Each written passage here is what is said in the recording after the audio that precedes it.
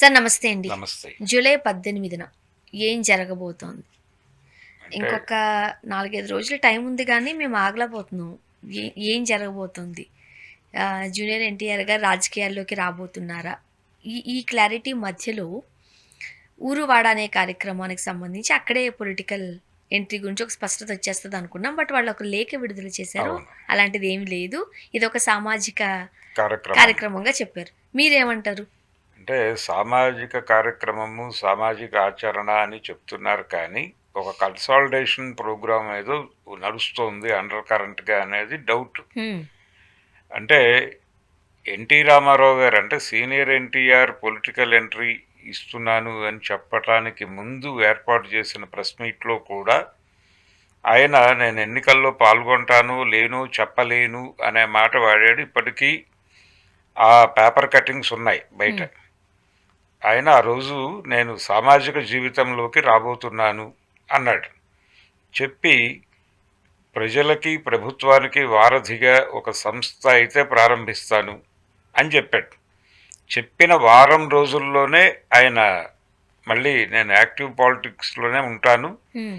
నేను ఎన్నికల్లో పోటీ చేయబోతున్నాను అని కూడా ప్రకటించారు.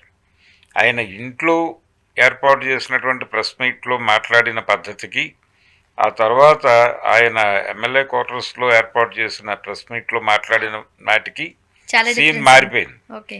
అంటే వారం 10 రోజుల్లోనే మారిపోయింది. హ్మ్. కాబట్టి అంతకుముందు ఆయన ఎన్నికల్లో పోటీ చేయకపోవచ్చు, ప్రజల కోసం పనిచేస్తాము అని చెప్పిన పద్ధతే నాకు ఇక్కడ కూడా కనిపిస్తోంది. అంటే వీళ్ళు సామాజిక కార్యాచరణలోకి వచ్చారు.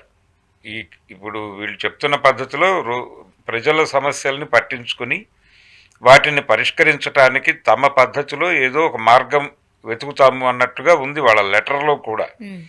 అంటే సామాజిక ఆచరణలోకి అభిమానుల్ని డ్రైవ్ చేయటం అనేదే విజయ్ కూడా చేశాడు. అలాగే అభిమానుల్ని ఆర్గనైజ్ చేయటం అనేది ఒకటి రూటెడ్గా అల్లు అర్జున్ చేశాడు. తన ఆర్మీ అన్నాడు. హ్మ్. వాళ్ళని జాతీయ స్థాయిలో సమావేశపరిచాడు. సమావేశపరచడం మాత్రమే కాకుండా రాష్ట్ర కమిటీలు, కేంద్ర కమిటీ అనే పద్ధతిలో ఒక ఒక నిర్మాణాన్ని తయారు చేశాడు అతను. ఇక్కడ కూడా అలాంటి నిర్మాణం తయారవుతోంది. ఇది కేవలం సినిమాల ప్రమోషన్కి మాత్రమే వాడతామని చెప్తున్నారు కానీ సినిమా కార్యక్రమాలను మించిన పనులు కూడా వీళ్ళని వాడే అవకాశం ఉంది అనేది ఇప్పుడు ఎన్టీఆర్ అభిమానులు చెప్తున్న మాటల నుంచి అర్థమవుతుంది. హ్మ్. ఈ సందర్భంగానే ఆయన ప్రశాంత్ కిషోర్ని కలిశాడు, బన్నీ అని ఇంకొక వార్త అవును. జనాలు మాట్లాడుకుంటున్నారు. ఈ టైంలో ఈయన ఈ ఊరువాడ ఇతర కార్యక్రమాలు అనటంతో ఈ సామాజిక ఆచరణలోకి అభిమానుల్ని డ్రైవ్ చేసే ప్రోగ్రాం తీసుకున్నప్పుడు ఇక్కడ వీళ్ళిద్దరూ కలిసి ఏదైనా ఆలోచిస్తున్నారా అని కూడా కొంతమంది స్పెక్యులేట్ చేస్తున్నారు. అంటే తారక్, బన్నీ కలిసి ఏదైనా ఒక పార్టీని ఫ్లోట్ చేసే ఛాన్స్ ఉందా అన్నది కూడా ఒక సందేహం ప్రపంచం ముందు ఉంది. దాని మీద కూడా చర్చలు సాగుతున్నాయి. హ్మ్. కానీ ప్రస్తుతానికైతే ఇది విడిగా నడుస్తున్న కార్యక్రమం. వాళ్ళ వరకు వాళ్ళు మేము రాజకీయాలు కాదు అని చెప్తున్నారు కానీ ఇది రాజకీయంగా మారే అవకాశాన్ని తోసిపుచ్చలేం. ఒకవైపు తెలుగుదేశం పార్టీ అక్కడ అధికారంలో ఉంది ఏపీలో. అధికారంలో ఉండటం మాత్రమే కాదు, లోకేష్ని నాయకుడిగా ఎమర్జ్ చేయడానికి కసరత్తు జరుగుతున్న టైంలో ఎన్టీఆర్ అభిమానుల నుంచి ఇలాంటి కార్యక్రమం రావటం, జూలై 18వ తారీఖున మేము చేయబోతున్నామని చెప్పారు కానీ వాళ్ళు ఇది పొలిటికల్ ఎంట్రీగా చూడకండి అని చెప్పడం. హ్మ్. అంటే ఆల్రెడీ ఒక ఘర్షణ ఉంది ఎన్టీఆర్కి టీడీపీకి మధ్య. ఎప్పుడైతే లోకేష్ని ఎమర్జ్ చేయాలి, అతను రాజకీయాల్లోకి ఉత్సాహం చూపించి నేను పాలిటిక్స్లోకి వస్తున్నాను, తెలుగుదేశం పార్టీలో నేను యాక్టివ్ అవుతున్నాను అని చెప్పిన క్షణం నుంచి ఎన్టీఆర్ని దూరం పెట్టడం మొదలుపెట్టారు. హ్మ్. అంతకు ముందు ఎన్నికల్లో ఆయన్ని 2009 ఎలక్షన్లో ఆయనతో ప్రచారం చేయించుకుని కూడా తర్వాత పక్కన పెట్టేయడం జరిగింది. చిన్నగా కూడా కాదు, చాలా గట్టి ప్రచారమే చేపించుకున్నారు అప్పట్లో. అవును. అంటే అప్పుడు వాడుకోవటానికి ఆయన ఉపయోగపడ్డాడు కానీ ఎప్పుడైతే లోకేష్ ఎంట్రీ ఖరారైందో తర్వాత ఆయన లేడు అవును. సీన్లో. తర్వాత ఎన్టీఆర్ ఈ వైఎస్ పేరు పెట్టారు దానికి, ఏది హెల్త్ యూనివర్సిటీకి ఎన్టీఆర్ పేరు తీసేసి. అవును. ఆ సందర్భంగా ఆయన ఒక ఖండన ప్రకటన చేశాడు జూనియర్ ఎన్టీఆర్. ఆ ఖండన ప్రకటన మీద తీవ్రమైన ఆగ్రహం వ్యక్తం చేసింది తెలుగుదేశం పార్టీ. వాళ్ళ క్యాడర్ రోడ్ల మీదకి వచ్చి మైకుల ముందు ఎన్టీఆర్ని దుమ్మెత్తిపోశారు. అవన్నీ వాళ్ళ మనసుల్లో ఉన్నాయి. అంటే ఆయన ఏమన్నాడు, ఈ పేరు తీసేయటం వలన యూనివర్సిటీకి, హెల్త్ యూనివర్సిటీకి ఎన్టీఆర్ పేరు తీసేయటం వల్ల ఆయన ఇమేజ్కి వచ్చిన నష్టమేమీ లేదు. అంటే న్యూట్రల్ గా మాట్లాడినట్టుగానే భావించారు సార్. అంత న్యూట్రల్ అయినా ఉన్నది చెప్పాడు ఆయన. అలాగే వైఎస్ పేరు పెట్టడం వలన కొత్తగా ఆయనకు వనగూడేది ఏమీ లేదు. కాబట్టి ఇలాంటి పనులు చేయటం వల్ల అనవసరంగా మనోభావాలను ఇబ్బంది పెట్టడం అవుతుందని గుర్తిస్తే బాగుంటుంది ముఖ్యమంత్రి గారు అన్నాడు ఆయన. గౌరవప్రదంగా చెప్పాడు.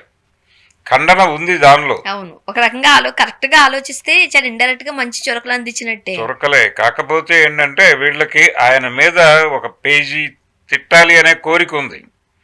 అంత పేజీ తిట్టకుండా 3 వాక్యాల్లో స్టేట్మెంట్ ఇవ్వటం ఏమిటి అనేది వీళ్ళకి నచ్చలేదు. కాస్త పరుష పదజాలం కూడా వాడుంటే బాగుండేది. వాడాలి, తిట్టాలి. అదే ఆ తిట్టుట అనేది ఎందుకు చేయలేదు, తిట్టుట అంటే నీలో ఆగ్రహం లేదు అని వాళ్ళు భావించి మీడియా ముందుకు వచ్చి కార్యకర్తలు మాట్లాడారు. కార్యకర్తలు ఏదో మాట్లాడారు అనుకోవడానికి లేదు, నాయకులకు తెలియకుండా వాళ్ళు మాట్లాడరు. కాబట్టి పైనుంచే ఇంపోజ్ అయింది. అలాగే ఎన్టీఆర్ని కంట్రోల్లోకి తీసుకోవటం కోసం అతనికి ఇమేజ్ క్రియేట్ అయిపోయింది. జనాలు అతని సినిమాలు విపరీతంగా చూస్తున్నారు. అతను అంటే స్టార్ జాబితాలో ఒకటిగా ఎమర్జ్ అయిపోతున్నాడు అనే వాతావరణం వచ్చినప్పుడు తెలుగుదేశం పార్టీ కేంద్ర కార్యాలయం ఇప్పుడు ఎన్టీఆర్ ట్రస్ట్ నుంచి కూడా అతని సినిమాలు ఫ్లాప్ చేయడానికి కొన్ని ప్రయత్నాలు జరిగిన మాట వాస్తవం. అంటే అతన్ని కంట్రోల్లోకి తీసుకోవడం కోసం, అంటే మెయిన్ మా చెప్పు చేతల్లో ఉండాలి నువ్వు అని చెప్పడం కోసం వాంటెడ్గా బ్యాడ్ టాక్ని స్ప్రెడ్ చేయటం కూడా చేశారు. అది వార్ 2 టైంలో ఓపెన్ అయింది. ఒక రాయలసీమ ఎమ్మెల్యే గారు అది ఆడే సినిమా కాదు, దాని గురించి మీరు థియేటర్లు బ్లాక్ చేయకండి అని మాట్లాడిన ఇది బయటకు వచ్చింది. కాబట్టి ఎన్టీఆర్ సినిమాలు ఫ్లాప్ చేయడానికి కూడా వీళ్ళు ప్రయత్నాలు చేశారు. కాబట్టి ఆ గొడవ ఉంది. అలాగే సీనియర్ ఎన్టీఆర్ శత జయంతి ఉత్సవాలు జరిగిన సంవత్సరం పొడుగుతాయి. ఏ వేదిక మీద జూనియర్ ఎన్టీఆర్ లేడు, కనిపించలేదు. ఇక్కడ జరిగినటువంటి వేడుకకు కూడా ఆయనకి వారం రోజుల ముందు ఇన్విటేషన్ ఇచ్చారు. అప్పటికి పైగా ఆయన బర్త్డే రోజే ఈ ప్రోగ్రాం ఏర్పాటు చేశారు. జూనియర్ బర్త్డే రోజు సీనియర్ ఎన్టీఆర్ గారి శత జయంతి ఉత్సవాలను ఏర్పాటు చేసి అతను రాలేని పరిస్థితిని వీళ్ళే క్రియేట్ చేసి అతను రాలేదు అనేది ఒక ఇష్యూగా మార్చారు. అంటే వాళ్లే అలా డిజైన్ చేసి వాళ్లే ఇరికించి వాళ్లే విమర్శించటం, ఇది చాలా సందర్భాల్లో కనిపిస్తుంది జూనియర్ ఎన్టీఆర్ విషయంలో. కానీ సార్ ఇప్పుడు 2009 ఆ టైం రాజకీయాలకి ఇప్పుడున్న 2026 రాజకీయాలకి చాలా తేడాని చూస్తున్నాం. ఆ రోజుల్లో తెలుగుదేశం పార్టీ అంటే అప్పటికి నందమూరి తారక రామారావు గారు పార్టీని తెలుగుదేశం పార్టీ ఇప్పుడు కాలక్రమేణా ఇప్పుడు మనం చూస్తారు కదా నారావారి పార్టీగా మారిపోయిందని చాలామంది తెలుగుదేశానికి సంబంధించిన వాళ్ళే మాట్లాడుతూ ఉంటారు. ఆ రోజుల్లో జూనియర్ ఎన్టీఆర్ గారు తాతగారికి అగైనెస్ట్ ఒకవేళ పార్టీలో ఉంటే వెళ్ళినట్టు అవుతుందేమో, ఇప్పుడు అది కరెక్ట్ కాదు అనే ఉద్దేశం అయి ఉండొచ్చు. ఇప్పుడు అది కాదు సార్, నారావారి పార్టీనే. ఆయనకు పెళ్లి చేసింది కూడా నారావారి అమ్మాయినే కదా. చంద్రబాబు నాయుడు గారి మేనకోడలు కూతుర్నే ఇచ్చి జూనియర్ ఎన్టీఆర్కి పెళ్లి చేశారు. అది కూడా వ్యూహాత్మకంగానే జరిగింది. ఆ తర్వాత ఆయన మామగారు జూనియర్ ఎన్టీఆర్ మామగారు వైసీపీలోకి వెళ్ళి చంద్రబాబు మీద చాలా విమర్శలు ఎక్కుపెట్టినటువంటి పరిస్థితి కూడా చూశాము. కాబట్టి ఇవి జరిగిన సంఘటనలే. అంటే ఆయన ఎప్పుడైతే కంట్రోలింగ్కి వెళ్తారో ఆ కంట్రోలింగ్లో ఇమ్మడని వాళ్ళందరూ అక్కడి నుంచి పారిపోయి ఏదో పద్ధతిలో నిరసన తెలియజేస్తారు. కానీ ఎన్టీఆర్ ఎక్కడా మాట్లాడలేదు. తన మీద దాడి జరిగినప్పుడు కూడా చాలా వ్యూహాత్మక మౌనమే వహించాడు. చూద్దాం కాలమే చెప్తుంది సమాధానం అన్న పద్ధతిలో వెళ్ళాడు. ఇప్పుడు కూడా ఆయన పొలిటికల్ ఎంట్రీ ఇవ్వబోతున్నాడు అని చెప్పి ప్రచారం చేస్తోంది వీళ్ళే. తెలుగుదేశం పార్టీకి చెందినటువంటి మీడియా నుంచే నడుస్తోంది ఈ గొడవ అంతా జరుగుతోంది. దీని వెనక ఎవరున్నారు అని చెప్పేసి మళ్ళీ దీన్ని నెమ్మదిగా అటువైపుకి చుట్టే ప్రయత్నమే చేస్తున్నారు, ఫ్యాన్కి తిప్పే ప్రయత్నం చేస్తున్నారు. ఇది వాళ్ళు ఏది జరిగినా ఈ ప్రపంచంలో ఏది జరిగినా దానికి ఫ్యాన్తో లింక్ పెట్టక తప్పని పరిస్థితిలో ఉన్నారు వాళ్ళు. సో ఇక్కడ కొడాలి నాని ఉన్నాడు అక్కడ, అతనితో లింక్ చేసి వల్లభనేని వంశీ వీళ్ళతో లింక్ చేసి నెమ్మదిగా ఫ్యాన్ వైపు లాగే ప్రయత్నం కూడా వీళ్ళే చేసేస్తున్నారు. అందులో భాగమే ఇప్పుడు వీళ్ళు సామాజిక ఆచరణ అనేది చెప్పాలి. చూద్దాం సార్. అల్లు అర్జున్ మీద కూడా అదే దాడి జరిగింది. అతన్ని కూడా ఫ్యాన్కి కట్టేసి శిల్ప అకౌంట్లో కొట్టేసే ప్రయత్నం చేశారు వీళ్ళు. అంటే ఇవన్నీ వాళ్ళ మనసుల్లో ఉంటాయి. ఇప్పుడు తారక్ బన్నీ కలిసి పార్టీ పెట్టబోతున్నారనే వార్తలు స్ప్రెడ్ చేస్తుంది కూడా వాళ్ళే. అంటే వీళ్ళేదో సామాజిక ఆచరణలోకి రావాలి అనుకుంటే దాన్ని అనవసరమైన ఇష్యూగా మార్చి వాళ్ళ మీద ఒక నెగిటివిటీ ప్రచారం చేసి వాళ్ళేదో కృతజ్ఞత అన్న పద్ధతిలో వెళుతున్నారు అనేది ఎస్టాబ్లిష్ చేస్తూ జనాల్లో వాళ్ళని బ్యాడ్ చేయటం కోసం ఒక ప్రయత్నం. చూద్దాం సార్ అసలు ఏం జరుగుతుందో. అంటే ఆయనేమో పవన్ కళ్యాణ్ పార్టీని ఇబ్బంది పెట్టాలని అనుకుంటున్నాడు అని ఒక కథనం. ఈయనేమో తెలుగుదేశం పార్టీని ఇబ్బంది పెట్టి ఇంకెవరినో అధికారంలోకి తీసుకురావడానికి ప్రయత్నం చేస్తున్నాడని ఇతని మీద ఒక నింద. ఈ రెండు నిందలు ఇద్దరి మీద వేసేయటం అనేది కామన్ ఎజెండాగా మారిపోయింది. అందుకని బన్నీ తారక్ కలిసి పార్టీ పెట్టబోతున్నారనే ప్రచారం వీళ్ళే చేస్తున్నారు. చూద్దాం. తెలుగుదేశం ఆడుతున్నటువంటి బుల్డోజింగ్ పాలిటిక్స్లో భాగంగానే దీన్ని చూడాలి.